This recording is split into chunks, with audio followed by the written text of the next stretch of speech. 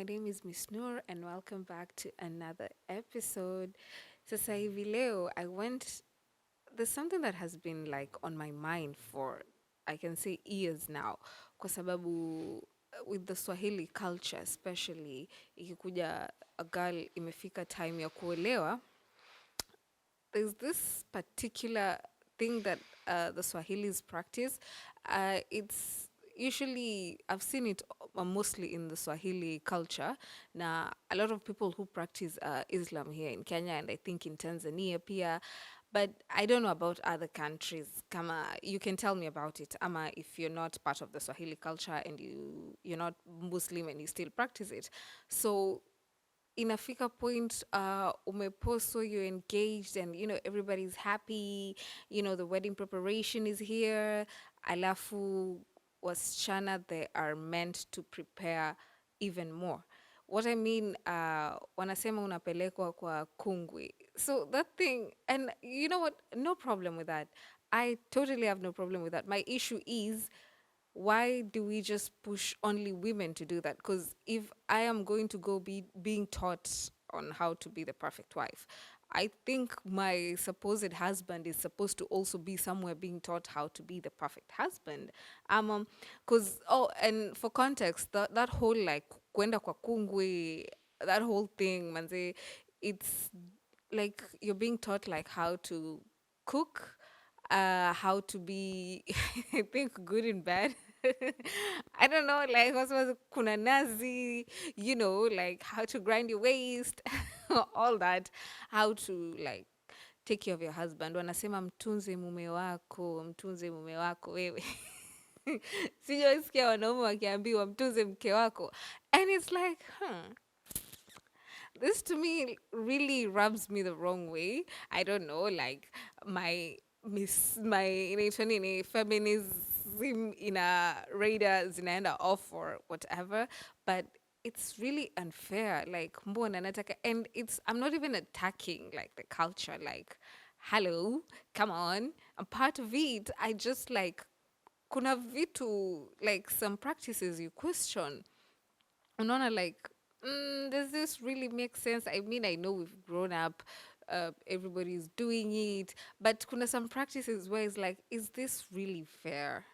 Like, do I really have to go to somebody's place, stay for a month, akinifunza how kukuna nazi? You know the art of kukuna nazi. Unajua siku hizi waweza pata nazi supermarket zinaitwa sijui kara, sijui nini, all those things unaweza pata supermarket readily available. Alafu pia siku hizi tuna blend nazi. Like we've advanced. Kuna hizi vitu we don't like really sweat kama kitambo. Ona, but the old way, the OG way ya kukuna nazi. Unajua ile mbuzi. I don't know how it's called in English. Hicho kifaa cha kukuna nazi, eh? The way, like, there's a way you're supposed to sit on it, because you sit on it like ni kama uko kwa pikipiki. Uko kwa pikipiki, like one leg here, one leg here, and then kiti iko katikati umeka. So it's just the same thing as mbuzi, hiyo kukalia whatever, hicho kifaa cha kukuna nazi. And they're like, there's a way you're supposed to sit, sijui kuna vile mgongo afa kujipinda. And there's a way, even iyo nazi, it's an art. It's an art. Beautiful. I have seen women who know how kukuna nazi do it, and it's beautiful. It's seamless. It's chef's kiss. It's amazing. Like, it's so effortless how, like, nazi imebreakiwa into two, yeah? Alafu you're grinding it, but the way they do it, like, if you know, you know. If you don't know, well, siwezi kusaidia, enda supermarket ununue packed coconut cream. Packed coconut cream. But that whole specific practice, ndaita practice, is very problematic to me. Manake men, what they do is that they just propose, wao wanatoa mahar, after mahar wana siku ya nikaa ikifika, halwa, wapakwe hina kila pahali, waoshwe, the practices of the wedding, of which, okay, fine, but Because I remember like back in 20, I think 18, 19, my cousin, my first cousin got married. Yeah, she's younger than me, but yeah, she got married. And I remember alitoka Mombasa akaletwa Nairobi kwa Kungwi. And she stayed there for like about, I think, 3 weeks hivi. And so vile alitoka, we were asking her like, yo, umefunzwa nini? And she's like, yo, it's intense. And in places like Tanzania, I feel like it's more intense. Ama people who still practice that culture kabisa kabisa. Manake siku hizi, I think people are like wame losing up on it kidogo because it's like really, really. Because then, according to what I know, the knowledge I know, and please, I stand corrected, you go to a female who you're not directly related to, like mamako hawezi kuwa kungwi wako, I think your first aunt, vitu kama hizo, but it has to be an older married woman, a woman who is married and know all about marriage. She's teaching you these things. And I'm like, what if I want to handle my marriage differently? I'm just saying, like, maybe nataka, the way I want to handle my marriage is different from what I'm being taught. And ujui, every marriage is people are different.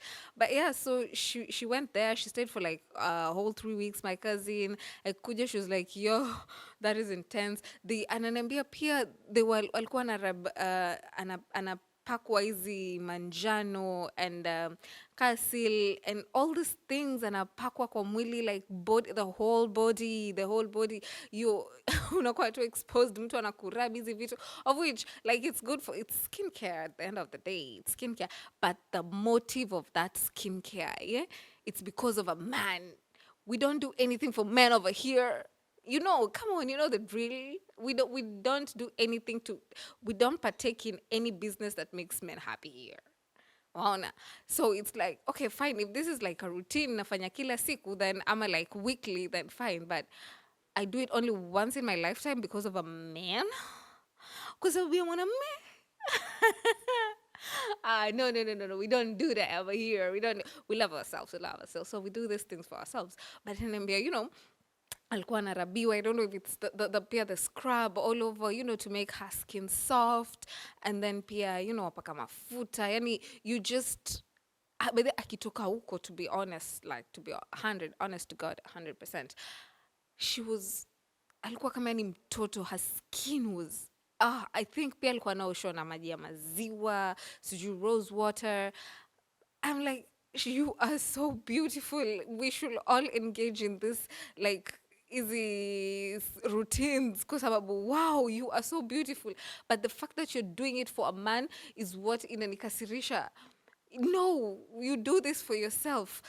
And then I'm like, okay, so tell me what they taught you about pleasing your husband. She's like, yo, that is intense. And it's very awkward because now you know this woman and she's telling you, najua mwanamme. There's this song inasema mtunze mume wako, mwekee maji moto. I love how men love those things. Men wanapenda kuwekewa maji moto bafuni, akitoka kazini, maji moto yako bafuni. Nowadays we don't do that. Kuna hot showers, chakula kiko mezani, very hot, the kids washalala, wewe uko hapo umejifukiza, you're ready for him, you're just like horny for him. I love how men love those things because I want to be a man too, because kama hizi ndo vitu mapata, I will also want to. Who doesn't want that kind of life? I mean, okay, I don't want to be a man, but I'm just saying, like, the things men want and the things they go for very selfishly, I like that audacity wanaume wako nayo, like, what? But anyway, and I'm like, so the husband, okay, at the time alikuwa the fiance, yeah, alikuwa tu, he was working in another country, alikuwa tu, yani ako huko job, I think until 2 weeks 3 weeks to the wedding ndo alikuja.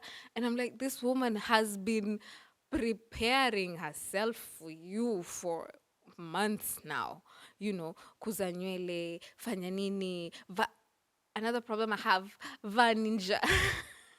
Vani ka msichana wewe umeposwa. And I'm not even laughing about the culture because I've, like you guys know, I've been engaged. Actually, last year I was engaged, and I remember my mom was like really pushing for me to wear the niqab, and I'm not a niqabi. Like, I will wear the hijab, but the niqab, no, I won't